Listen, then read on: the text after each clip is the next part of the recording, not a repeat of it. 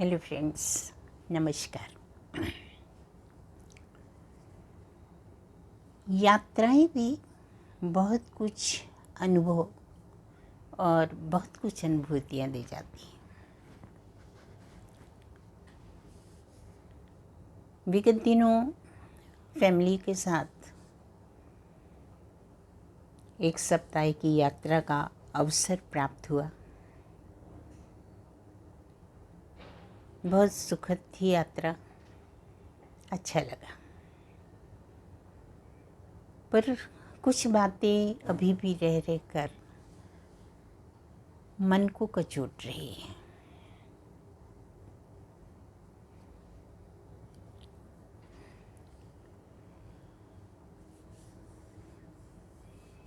इस यात्रा के दौरान रास्ते में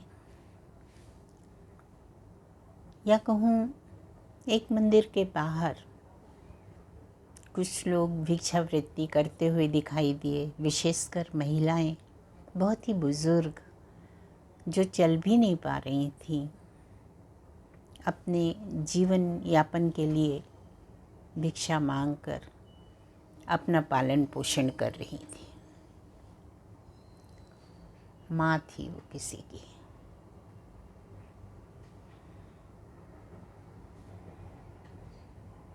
गरीबी एक कारण है, माना। बहुत सारे परिवारों में पेट भरने की भी कठिनाई होती है, ये भी कारण है। परंतु इसके साथ साथ समाज किस ओर जा रहा है, विशेषकर बुजुर्गों के लिए यह बहुत ही सोचनीय विषय बनता जा रहा है। काफ़ी देर तक मैं इस विषय पर सोचती रही, उस दिन भी और आज भी। तो कुछ बातें शेयर करने का मन किया, वही बात मैं आपसे शेयर करना चाह रही हूँ। समाज में खुली आंखें रखकर चलिए तो आपको इस तरीके के बहुत सारे परिवार भी मिलेंगे, केवल गरीबी नहीं, जो अपने बुजुर्गों की कद्र नहीं करते या कहूँ कि ध्यान नहीं रखते। बहुत खुशनसीब हैं वो लोग जिनके बच्चे वास्तव में उनकी केयर करते हैं, और धन्य हैं ऐसे बच्चे जो अपने माता पिता की केयर करते हैं। वृद्धावस्था जीवन का एक अंतिम दौर है। कठिनाइयाँ आती हैं, तबीयत बिगड़ती हैं लोगों की, कठिन दौर आता है जीवन का, शरीर असक्त होने लगता है। ऐसे में अपने लोगों की ज़रूरत होती है, और जो माएँ इस तरीके से भिक्षा मांगती दिखती हैं, कभी मंदिरों में, कभी रास्तों में, तो उन्हें देखकर या कोई बुज़ुर्ग व्यक्ति भी बहुत तकलीफ़ होती है। इनकी बात छोड़िए। मैंने कहा ना, गरीबी भी एक कारण हो सकता है, और संवेदना तो घट ही गई है काफ़ी कुछ हद तक लोगों के हृदयों में। कुछ बड़े लोगों की बात बताती हूँ। एक परिवार के बारे में मैंने जाना, देखा। एक माँ अपनी एक बेटी के साथ, युवा है बेटी, उसके साथ अकेली एक घर में रह रही है। 2 बच्चे, दोनों बाहर विदेश में।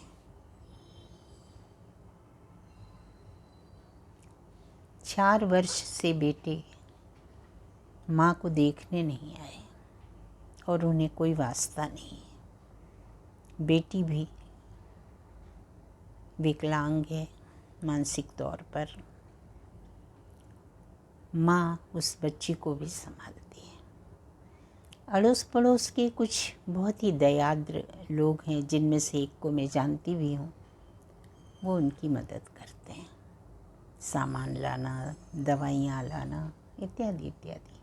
बहुत सारी आवश्यकताएं होती हैं दिन भर में।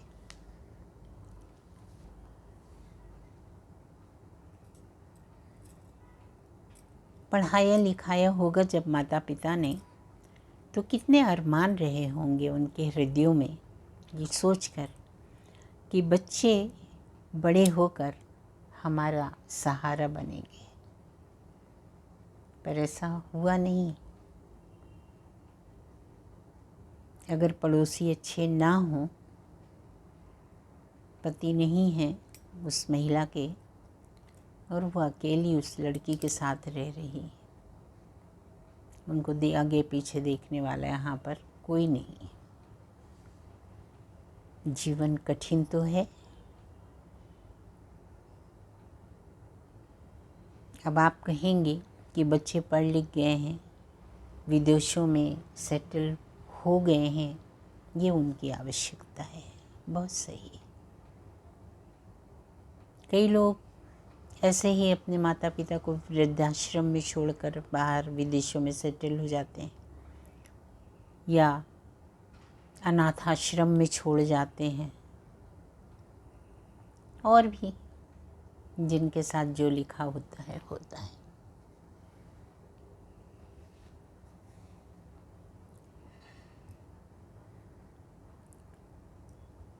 कितना कठिन जीवन है, कितना कठिन जीवन है, आप खुद सोचिए।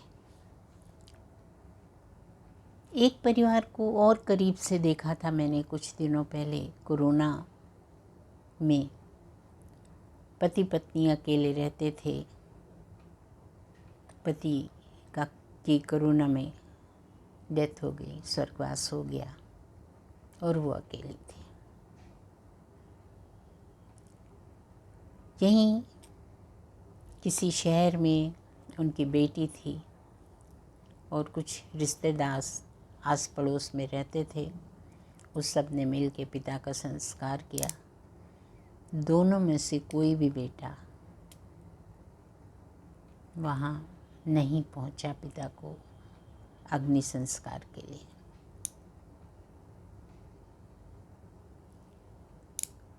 माँ अब यहाँ से अपना घर बंद करके उस शहर में जाकर बस गई है जहाँ उसकी बेटी रहती है।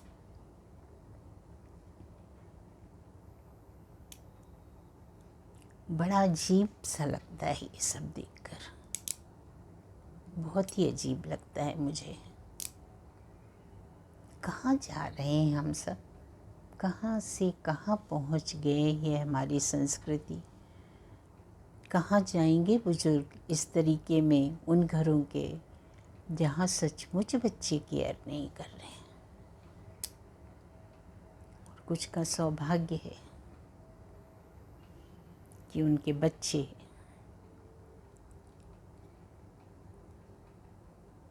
बहुत ध्यान रखते हैं, बहुत ध्यान रखते हैं उनका।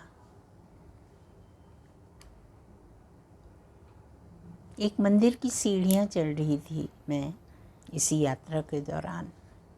पानी बरस रहा था, रिमझिम, चिकना फर्श था।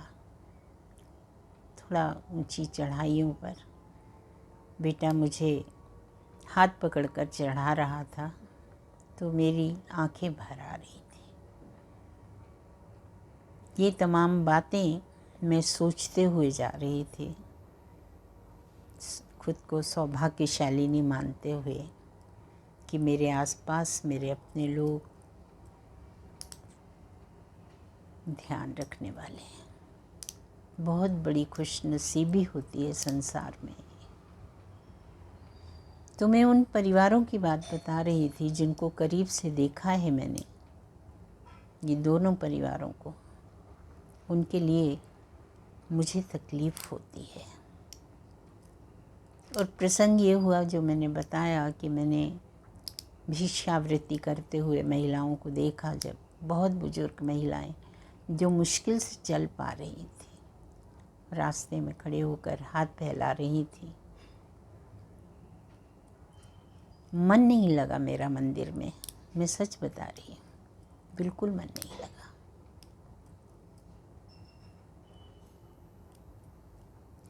कि कैसे जीवन यापन करते होंगे ये लोग, ये सोचकर दर्द होता रहा मुझे।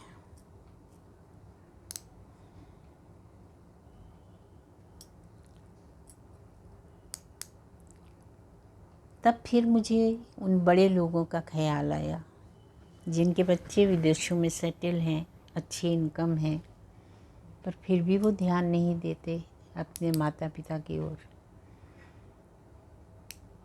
टूट रहा है समाज, भावनात्मक रूप से टूट गया है।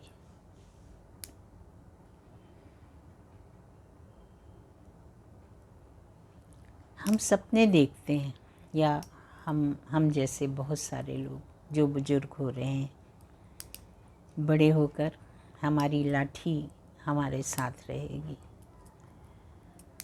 सही है,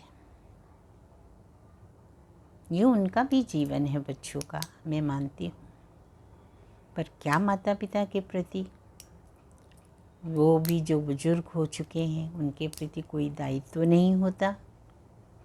होता है, होता है।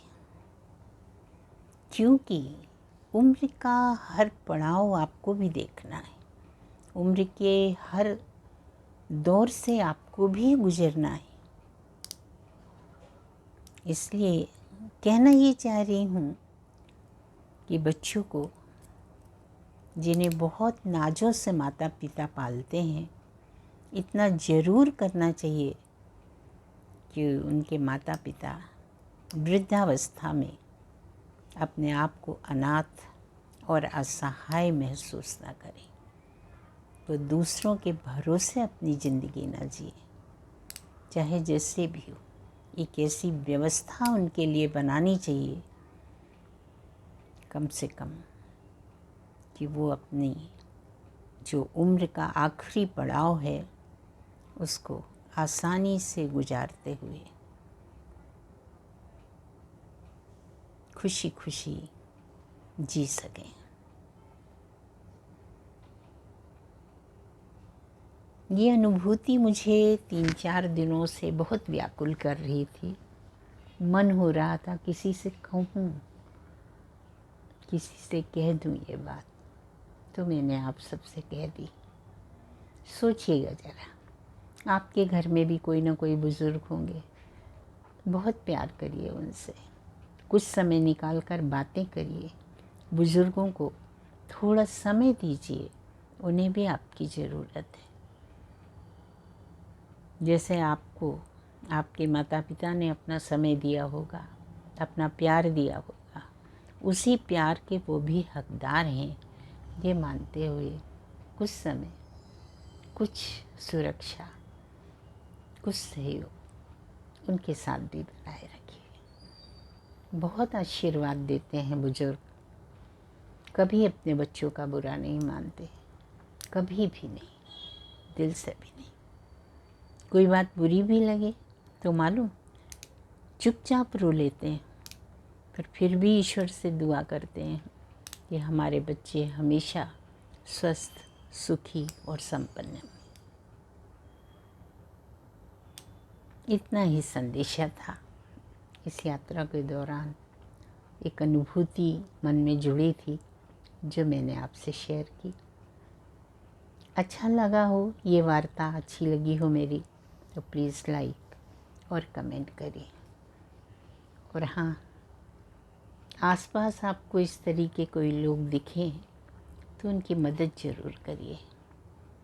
आपकी भी आवश्यकता है ऐसे लोगों को, इस बात का ज़रूर ध्यान रखिए।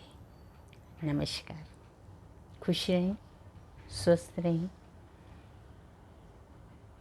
फिर मिलूँगी।